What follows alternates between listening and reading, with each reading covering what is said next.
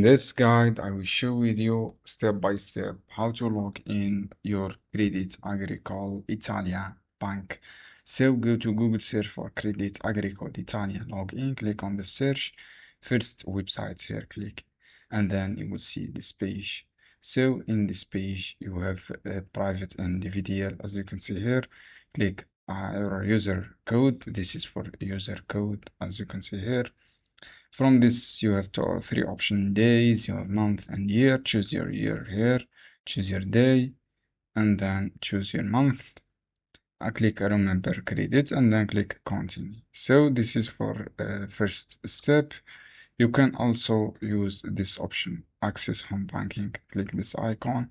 You will see this page. You have private and privati, this icon, and you have some small business. Click a small business here. After that, click use a code and then choose your VAT number and then choose your email address. After that, click on sign in. Basically, this is how you can do to log in. I hope this guide helpful for you. See you soon.